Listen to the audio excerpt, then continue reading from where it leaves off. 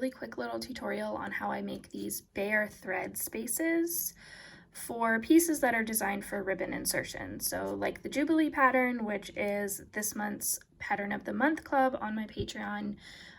You can do this with any pattern, basically any edging pattern where you might want to insert a ribbon. And it's honestly really simple and really easy. So even if you're at a beginner level, you should be able to try this. Essentially, these are just really long picots that act as a guide to hold the ribbon in place. Instead of using a picot gauge and measuring them out on the first row, I found that making them on the second row makes it a little bit easier to get everything measured out quickly, and it just turns out a little bit better. These are also a little different than a regular picot because they're made with the second shuttle or chain thread at the base of a ring and between chains rather than between stitches that will anchor them. So this is easiest if you are using 2 shuttles, but you can also do it with a single shuttle and ball thread if that's what you prefer to use. I'm going to show you how to do this using my method of not reversing the work for chains first, and then I'll show you what it looks like from the opposite side if you do prefer to reverse work. So you'll want to start making this long picot when you have completed the ring where you want that picot to be at the base of that ring. So not before the ring, but after the ring.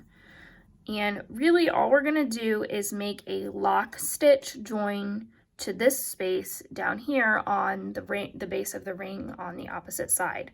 So you can either get right in this space right here, that is right at the base of the ring, or if you prefer, if you do the little half stitch at the beginning of a chain, for that really nice flat chain look, you can get in that space as well. So either one works just fine.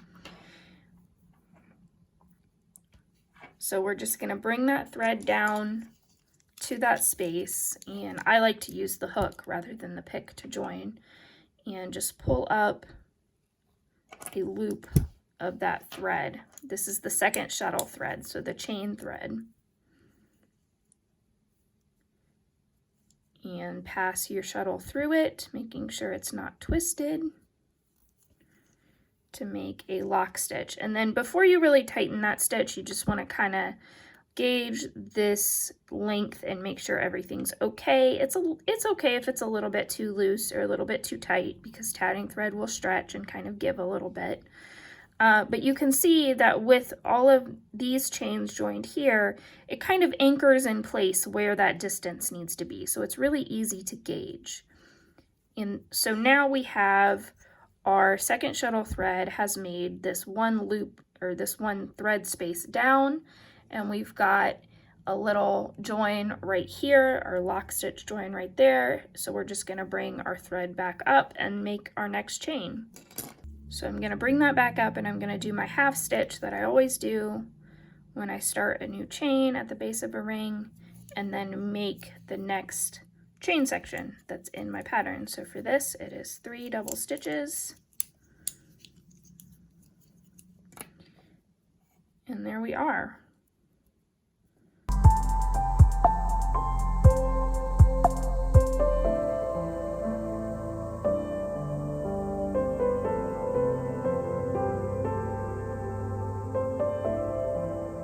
Okay, so now that I have my next section completed, I'm going to show you what it looks like if you are reversing work.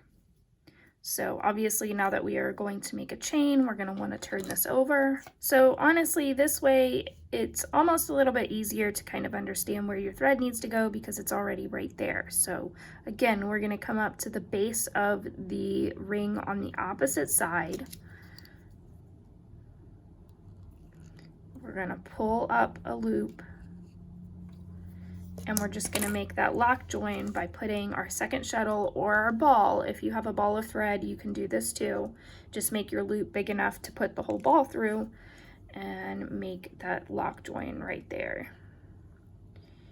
And again, just kind of play with your tension and make sure that your spacing is okay.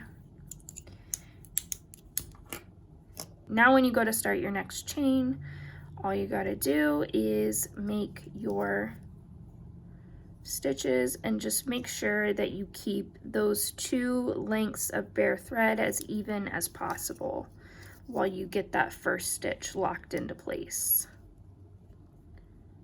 like so.